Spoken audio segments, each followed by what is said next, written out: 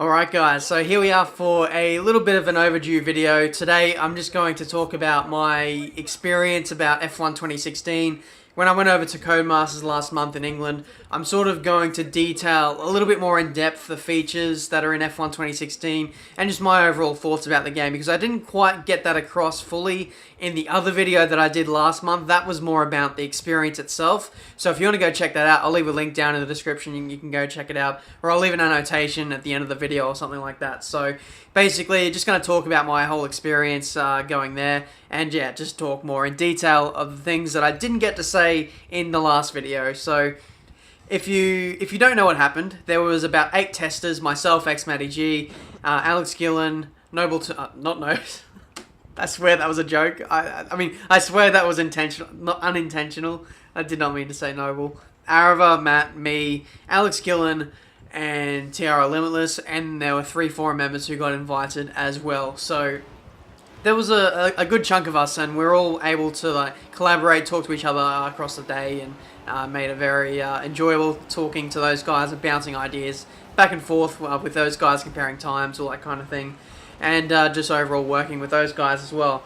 Now, what made it different? The experience was a little bit different for me because I had an extra 2 days at Codemasters. I had a Thursday and the Friday, whereas everyone else had the Monday, Tuesday, Wednesday. But I got that as well. So I spent the majority of the Thursday and Friday getting used to the game. I ran through just about an entire season of career mode. Career mode is a feature. There you go. First little tidbit right there. Career mode is back. We haven't seen it since F1 2014, and now once again you can be your own driver again. You can say your name is Benjamin Daly, whoever you want to be, and that's really awesome. That's really cool.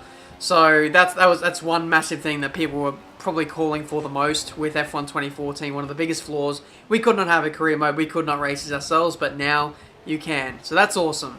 Point number 2: we can now have the safety car in F1 2016.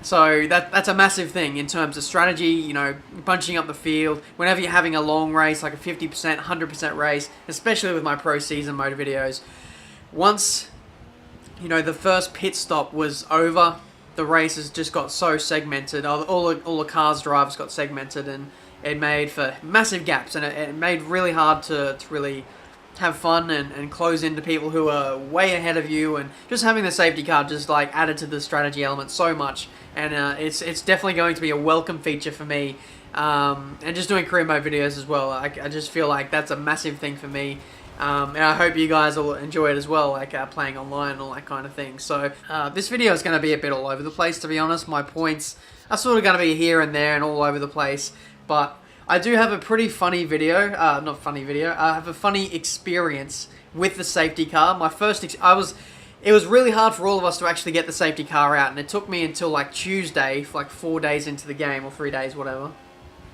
It took 3 days for us to actually see the safety car, and I was like, okay, I haven't seen it yet. I'm just going to crash out some AI and actually bring it out. And what happened, oh, no, I can't say, but I wish I could say what happened with the safety car. If I'm allowed to say what happened from Codemasters, then I'll probably like let you guys know. It's nothing that's gonna tarnish their reputation or anything, but I just thought it was a funny story anyway. But anyway, that's a safety car. It's in there, and I'm really looking forward to like experiencing it in a new way this time around. Of course, with F1 2015, that game for new gen consoles, it was built from the ground up. So the whole experience with the safety car, nothing has been taken from the previous system. The safety car period and everything has just been recreated all together again. So it should be more immersive for when the safety car does come out. But anyway, moving on to the handling, and I can say that the handling isn't too much different from F1 2015, and that's a pretty good thing, to be honest. I felt like the handling on 2015 was like the best it's ever been across all the F1 games that have come out to recent times, sorry. And what they've done really is they've sort of just refined the handling and just improved upon small elements here and there, especially like with the force feedback. I feel like it's just much more stronger and more realistic, if that makes sense. It just overall it just feels a lot more realistic compared to 2015, for example. But yeah, the biggest thing that I've noticed with the handling is you definitely can't use the curbs on this game. So you've got to almost change your driving style if you like to ride the curbs too much, especially like on the exits of corners that you're putting on the power, especially with no traction control. You don't want to like rest your car on the curbs too much, otherwise you'll just spin out essentially.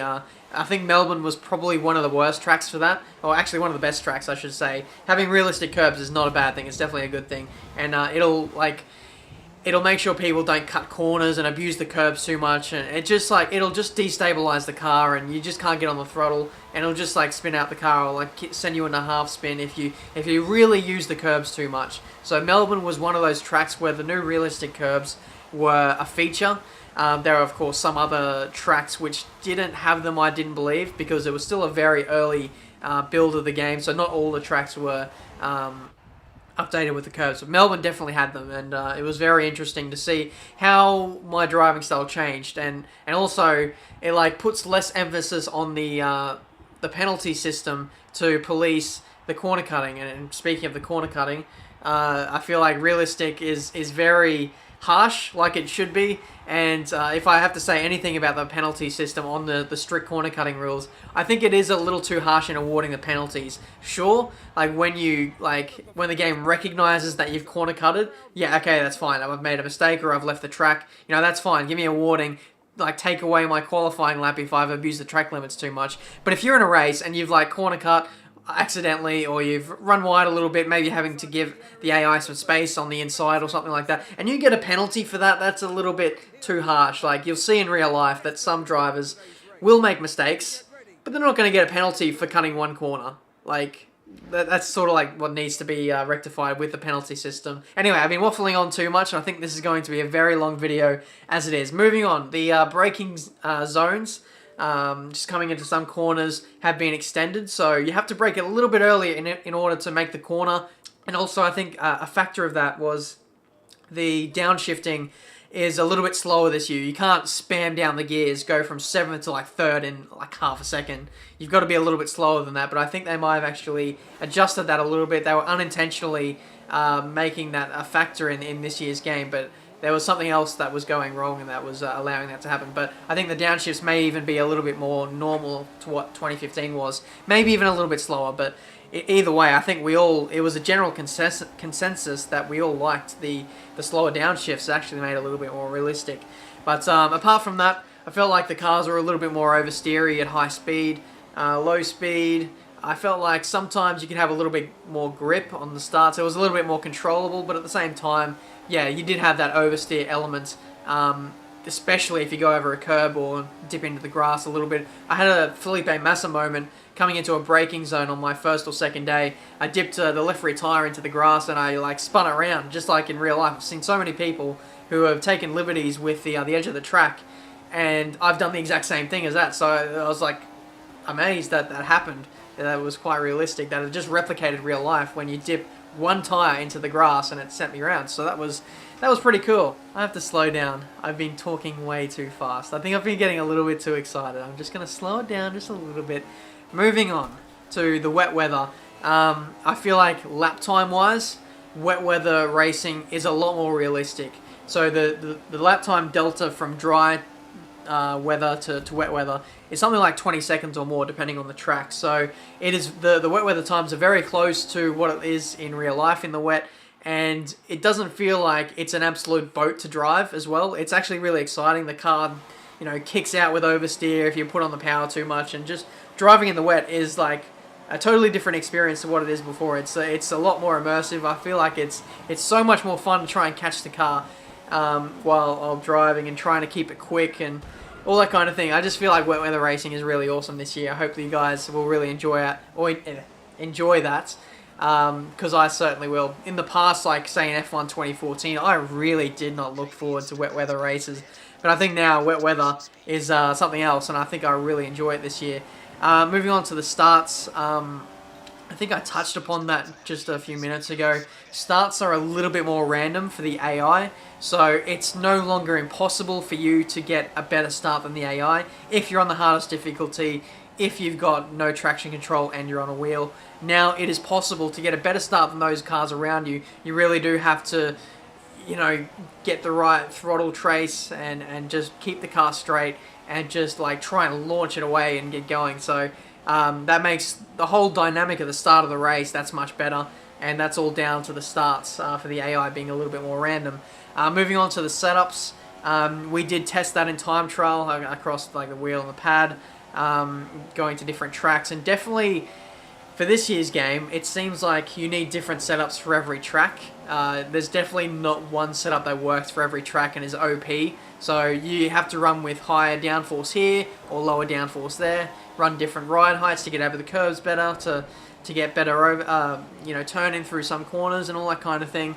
I thought that was quite nice. So it's been a welcome change to have setups. As far as I know at this stage, we only had 4 or 5 days for myself to test the setup, so I could be slightly wrong here, but I feel at the moment that you definitely need to run different aerodynamic settings to get the most out of a car at a certain track. So moving on from the setups, I'm going to talk about the AI a little bit. We are allowed to talk about our just general experience of the game and racecraft, and racing with the AI is part of that, so I'm not really giving away anything here from the NDA. The AI, they race each other much better, so the AI race wheel to wheel. They try and move on straights, try and break the slipstream here and there. They defend a lot better, they go for overtakes here and there. Sometimes I've been surprised, but oh geez, that AI, Hamilton, he came from nowhere, dive bombed me into turn 1 at Melbourne and got the move done. I was like really impressed with that sometimes, and they run off the track, they make some mistakes here and there, and it was just really good. The AI have been kicked up a notch slightly, and it's really good, so really looking forward to racing with the AI in career mode as well. One flaw I did see, and this was apparent in 2015, is that when you go up the inside of an AI, right at the apex, sometimes they'll almost sidestep and give you too much room, and almost just run themselves out way too wide.